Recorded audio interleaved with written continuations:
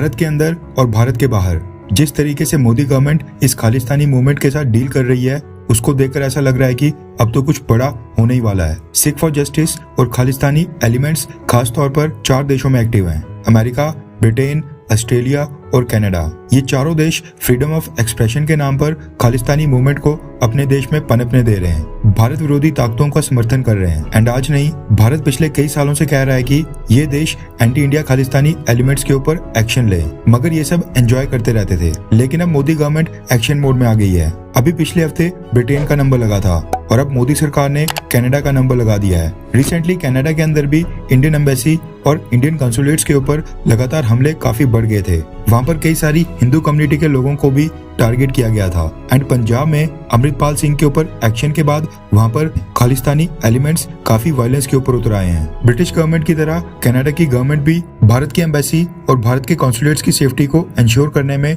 पूरी तरह से फेल साबित हुई है। ऐसे में भारत ने कनाडा के एम्बेसडर की क्लास लगाई है। रेफरेंस के लिए आपकी स्क्रीन के ऊपर इंडियन एक्सप्रेस के आर्टिकल का स्क्रीनशॉट है, जिसके मुताबिक खालिस्तानी एलिमेंट्स को लेकर मोदी सरकार ने कनाडा के हाई कमिश्नर को सम्मन किया है। खबर निकल कर आ रही है कि पिछले कल देर शाम को कनाडा के एनवॉय को सम्मन किया गया था। भारत ने कनाडा से इस बात की एक्सप्लेनेशन मांगी है कि कैनेडियन पुलिस के होते हुए भारत की एम्बेसी और भारत के कॉन्सुलेट्स की सिक्योरिटी कैसे ब्रीच हुई। पुलिस की प्रेजेंस में खालिस्तानी एलिमेंट्स को भारत की एम्बेसी और कॉन्सुलेट्स तक पहुंचने कैसे दिया गया। भारत ने कनाडा के एनवॉय से कहा है कि इंडियन मिशंस के ऊपर हुए हमले में जो भी लोग आइडेंटिफाई हो गए हैं उनको अरेस्ट करके प्रोसिक्यूट किया जाए। इसके साथ ही भारत ने कनाडा को ये भी संदेश दिया है कि अगर कनाडा चाहता है कि भारत के डिप्लोमेट्स कनाडा के अंदर अपनी नॉर्मल डिप्लोमेटिक ऑब्लिगेशंस को पूरा करें, तो कनाडा की गवर्नमेंट को उनकी सेफ्टी और सिक्योरिटी सुनिश्चित करनी पड़ेगी। इससे पहले मोदी सरकार ने कनाडा के हाई कमिश्नर को साल 2020 में समन किया था, जब कनाडा के प्राइम मिनिस्टर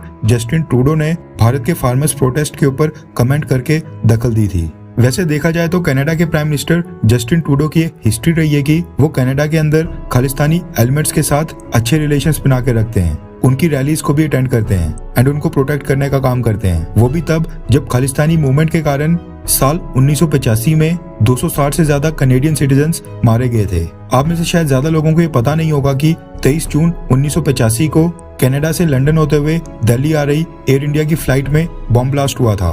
बब्बर खालसा नाम के खालिस्तानी आतंकी ग्रुप ने 1984 का बदला लेने के लिए एयर इंडिया की फ्लाइट में बॉम्ब प्लांट किया था, जो कि प्लेन के हवा में ही रहते एक्सप्लोड हो गया था, जिस वजह से 268 कैनेडियन सिटीजन्स, 26 ब्रिटिश सिटीजन्स और 27 इंडियन सिटीजन्स की जान गई थी। क्रू को मिलाकर 329 लोग मारे गए थे। उस समय भी सबसे ज्यादा नुकसान कैनेडियन सिटीजन्स का ही हुआ था। ये होता है जब कट्टरवादी ताकतें आउट ऑफ कंट्रोल हो जाती हैं। एम्बेसी और कॉन्सुलेट्स के ऊपर ये छोटे छोटे हमले कब ब्लास्ट, फायरिंग या फिर हाईजैकिंग में बदल जाएंगे ये पता भी नहीं चलेगा। अमेरिका, ब्रिटेन, ऑस्ट्रेलिया और कनाडा और इन सब देशों को ये बात समझ नहीं आ रही है। लास्ट वीक जब भारत ने ब्रिटेन के एम्बेसडर को समन किया था, उसके 2 दिन के बाद ही न्यू दिल्ली में स्थित ब्रिटिश हाई कमीशन के बाहर की आउटर सिक्योरिटी हटा दी गई थी। सारे बैरिकेड्स हटा दिए गए थे। ऐसे में अगर कनाडा की गवर्नमेंट खालिस्तानी एलिमेंट्स के ऊपर एक्शन नहीं लेती है, तो क्या कनाडा की एम्बेसी के बाहर की आउटर सिक्योरिटी को भी हटा दिया जाना चाहिए? हाँ या फिर ना?